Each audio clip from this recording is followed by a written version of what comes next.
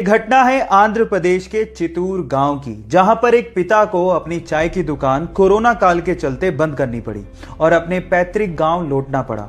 वहां पर खेतों को जोतने के लिए उसकी बेटियों ने उसकी मदद करनी शुरू कर दी। जब ये वीडियो इंटरनेट पे डाला तो ये वायरल हो गया और वायरल होते हुए सोनू सूद के पास पहुंचा। तब सोनू सूद ने रिप्लाई करते हुए कहा कि ये परिवार ट्रैक्टर डिजर्व करता है और आज शाम तक इनके खेत में ट्रैक्टर मैं पहुंचा दूंगा। और वायदे के मुताबिक सोनू सूद ने उनके घर पे ट्रैक्टर पहुंचा भी दिया और उन दोनों बेटियों के पढ़ने का खर्चा खुद उठाने को कहा। सोनू सूद की दरियादिली वाकई में काबिले तारीफ है और इसकी चर्चा हर जगह पे हो रही है। आपका इसके बारे में क्या कहना है, चैट सेक्शन में लिखना मत भूलिएगा। एयर पॉल्यूशन आज के समय की सबसे बड़ी समस्या है और इसका खामियाजा ना सिर्फ नेचर को भुगतना पड़ रहा है बल्कि इंसान भी इससे अछूता नहीं है।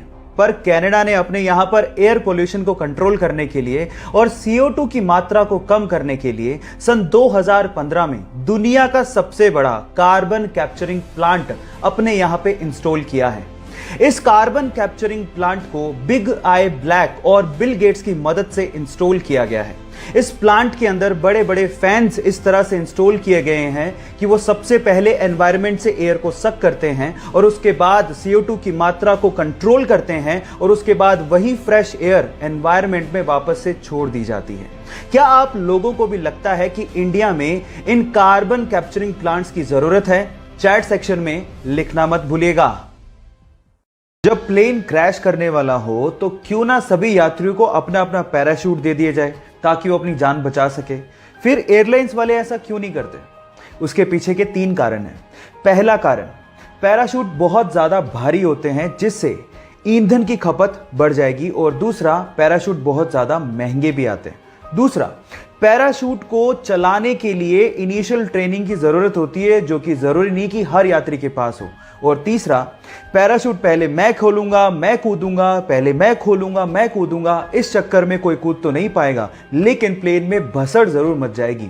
सो इन 3 कारणों की वजह से पैराशूट एयरलाइंस प्रोवाइड नहीं करती हैं। ये इंटरेस्टिंग फैक्ट जान के आपको कैसा लगा, चैट सेक्शन में लिखना मत भूलिएगा। गाइस, आप लोगों ने जमीन पे चलने वाले होवरबोर्ड के बारे में सुना होगा, लेकिन क्या आप लोगों ने कभी हवा में चलने वाले होवरबोर्ड के बारे में सुना है? Flying hoverboard. क्या ये हवाई बातें तो नहीं है? जी नहीं, ये हवाई बातें नहीं है बल्कि इसे बनाया जा सकता है और इसे बनाने के लिए 2 चीजों की जरूरत है। पहला मैग्नेट और दूसरा पायरोलाइटिक ग्रेफाइट। ये पायरोलाइटिक ग्रेफाइट क्या है? ये एक ऐसा सब्सटेंस है जो कि मैग्नेटिक फील्ड में आते ही डायामैग्नेटिक सब्सटेंस की तरह काम करता है, यानी कि मैग्नेटिक फील्ड में आते ही ये मैग्नेट के अपोजिट डायरेक्शन में फोर्स अप्लाई करता है और हवा में ही रहता है। मजे की बात यह है कि मैग्नेटिक फील्ड के अपोजिट डायरेक्शन में फोर्स अप्लाई करने के बावजूद भी उस मैग्नेटिक फील्ड को ये छोड़ता नहीं है और हवा में ही तैरता रहता है। इसी खास बात की वजह से फ्लाइंग होवरबोर्ड बनाए जा सकते हैं। गाइस, कैसी लगी ये टेक्नोलॉजी और इसके बारे में आपका क्या ख्याल है, चैट सेक्शन में लिखना मत भूलिएगा। गाइस, आप लोगों ने एलोन मस्क का नाम तो सुना होगा। सदी के सबसे रेवोल्यूशनरी पर्संस में से एक उन्हें माना जाता है। उनके बारे में एक इंटरेस्टिंग फैक्ट बताता हूं।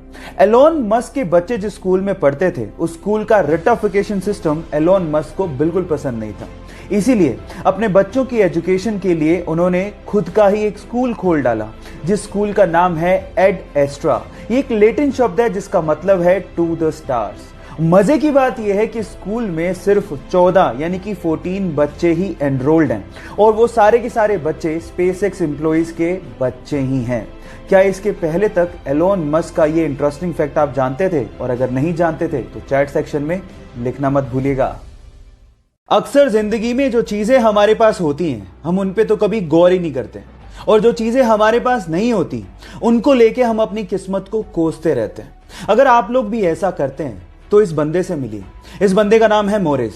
पेशे से आर्टिस्ट है, बचपन से हाथ नहीं है, लेकिन उसने इस चीज को लेके कभी अफसोस नहीं किया बल्कि इन्हीं डिसेबल हाथों से वो उस लेवल की पेंटिंग बनाता है जो नॉर्मल हाथों वाला इंसान बनाने की सोच भी नहीं सकता। अभी तक 700 से भी ज्यादा वर्ल्ड क्लास पेंटिंग्स बना चुका है और एक मोटिवेशनल स्पीकर भी है। इसे देख के तो एक ही बात समझ में आती है कि आप बुरी से बुरी कंडीशन से भी बहुत बेस्ट से बेस्ट अचीव कर सकते हैं। बशर्ते इस पे भरोसा होना चाहिए। आपको ये सुन के कैसा लगा, चैट सेक्शन में लिखना मत भूलिएगा।